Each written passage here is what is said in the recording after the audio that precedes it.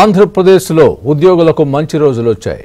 4.5 ఏళ్లుగా ప్రభుత్వ ఉద్యోగుల జీతాలు ఎప్పుడు పడతాయో అని వేచి చూసిన వారికి కూటమి ప్రభుత్వం వచ్చిన వెంటనే గుడ్ న్యూస్ వచ్చేసింది. 1వ తేదీన ప్రభుత్వం జీతాలు చెల్లించింది. ఇవాళ మధ్యాహ్నం 12 గంటల నుంచి ఉద్యోగుల అకౌంట్లలో జీతాలు జమ అవుతున్నాయి. ఆర్బీఐ నుంచి బ్యాచ్ నెంబర్ల వారీగా జీతాలు పడుతూ ఉండడంతో ఉద్యోగుల్లో ఆశ్చర్యం నెలకొంది. జీతాలు జమ అయినట్లు బ్యాంకుల నుంచి మొబైల్ ఫోన్లకు సందేశాలు వచ్చేస్తున్నాయి. ఇవాళ సాయంత్రానికి పెన్షన్లు పడే అవకాశం ఉందని అధికారులు చెబుతున్నారు. ఇప్పటికే సిఎఫ్ఎంఎస్లో గ్రీన్ ఛానల్ ద్వారా పెన్షన్ బిల్లులు చెల్లిస్తున్నారు. నెలకు ఉద్యోగుల జీతాలు పెన్షన్ల కోసం 5,500 కోట్ల నిధుల్ని ప్రభుత్వం విడుదల చేసింది. అధికారంలోకి వచ్చిన 17 రోజుల్లోనే ఆర్థిక శాఖపై కూటమి ప్రభుత్వం ఫోకస్ పెంచింది. ఇదిలా ఉంటే 4.5 ఏళ్లుగా ఉద్యోగులను వైసీపీ ప్రభుత్వం ముప్పతిప్పలు పెట్టింది. 1వ తేదీన జీతాలు జమ చేయకుండా వారికి ఇష్టమైన తేదీల్లో ఉద్యోగుల జీతాలను జమ చేస్తూ ఇబ్బందులకు గురి చేసింది. కూటమి ప్రభుత్వం అధికారంలోకి రావడంతో 1వ తేదీనే జీతాలను జమ చేస్తోంది ప్రభుత్వం.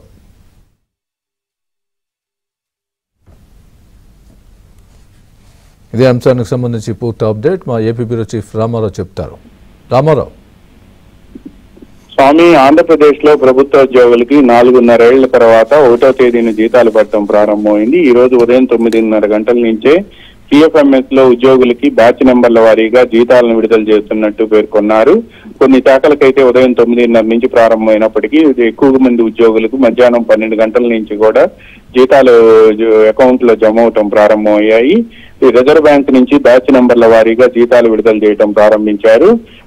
ఈ జీతాలు విడుదలకు సంబంధించి 1వ తేదీనే జీతాలు పడినట్టు మొబైల్స్ కి ఉద్యోగులకి బ్యాంకుల నుంచి మెసేజ్లు రావడంతో కొంతమంది ఆశ్చర్యపోయారు, మరి కొంతమంది ఆనందం కూడా వ్యక్తం చేశారు. రాష్ట్రంలో వైసీపీ ప్రభుత్వ హయాంలో 4.5 సంవత్సరాల నుంచి ఉద్యోగులకు వేతనాలు 1వ తేదీని ఇవ్వకపోవటమే కాకుండా వాళ్ళకి రావాల్సిన బకాయిలను కూడా చెల్లించకపోవటం, రిటైర్ అయిన వారికి రిటైర్మెంట్ బెనిఫిట్స్ కూడా ఇవ్వకపోవడంతో ఉద్యోగులు తీవ్ర అసంతృప్తి వ్యక్తం చేశారు. చివరకు ఉద్యోగుల పరిస్థితి ఎలా మారిందంటే 1వ తేదీన కనీసం జీతాలన్నా ఇవ్వండి అని అడిగే దశకు చేరుకున్నారు. ఎందుకంటే ఈఎంఐలు ఇతర బకాయిలు కూడా తాము చెల్లించలేకపోతున్నాము అని చెప్పి కూడా వాళ్ళ ఆందోళన వ్యక్తం చేశారు.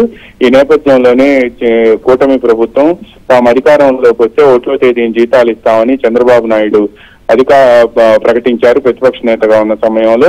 అయితే కూటమి ప్రభుత్వం పదవీ బాధ్యతలు స్వీకరించి కేవలం 17 రోజులైనప్పటికీ కూడా ఈ నెల 2వ తేదీ నుంచి వేతనాలు పడతాయని ముందుగా ఆర్థిక శాఖ అధికారులు చెబుతూ వచ్చారు.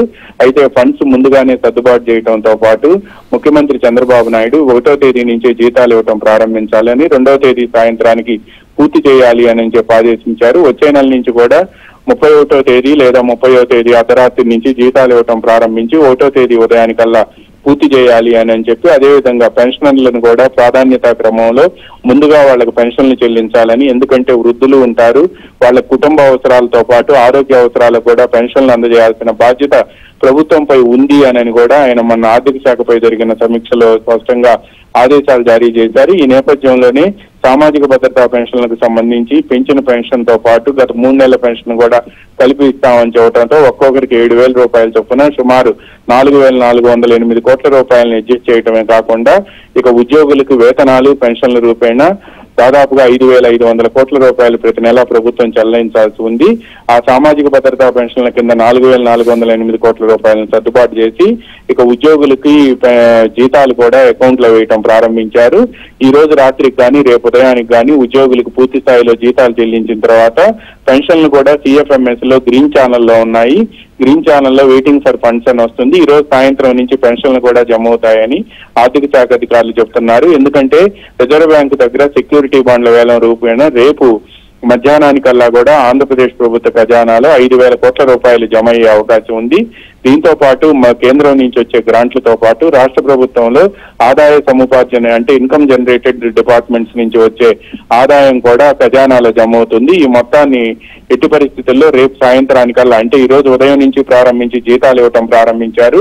పెన్షన్లు కూడా ఈ రోజు సాయంత్రం నుంచి ప్రారంభించి ఎట్టి పరిస్థితుల్లో రేపు సాయంత్రం లోపు ఇచ్చివేయాలని చెప్పి ముఖ్యమంత్రి ఆదేశాలు జారీ చేయడంతో పాటు వచ్చే నెల నుంచి ఎట్టి పరిస్థితుల్లో 1వ తేదీ ఉదయం 9-10 గంటల లోపు అంటే బ్యాంకు ఫస్ట్ అవర్స్ లోపు జీతాలు జమ చేయటం పూర్తి చేయాలి అని కూడా ఆదేశాలు జారీ చేశారు. అందువల్ల ఆర్థిక శాఖ అధికారులు నిరంతరం ఫండ్స్ ఫ్లో చూసుకొని బ్యాచ్ల వారీగా జీతాలు విడుదల చేయటం ప్రారంభించారు. రేపు ఉదయానికల్లా జీతాల చెల్లింపు పూర్తవుతుంది.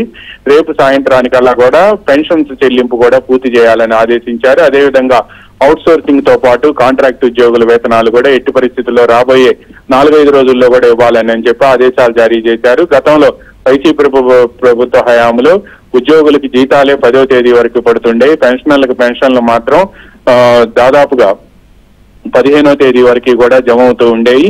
ఇక కాంట్రాక్ట్ ఉద్యోగులు అవుట్ సోర్సింగ్ ఎంప్లాయీస్ కు మాత్రం నెలాఖరు వరకు, కొంతమందికి అయితే 2-3 నెలలు కూడా వేతనాలు పడేవి కావు. కానీ మొత్తం పద్ధతిని సమూలంగా మార్పు చేసి ఎట్టి పరిస్థితుల్లో జీతాలు పెన్షన్లతో పాటు కాంట్రాక్టు అవుట్ సోర్సింగ్ ఉద్యోగులకి 1వ తేదీ సాయంత్రం లోపు మొత్తం పూర్తి చేయాలని చెప్పి ఆదేశాలు జారీ చేయడంతో ఈ ప్రక్రియ ప్రారంభమైంది. Swamy right Ramarao, thanks for the update.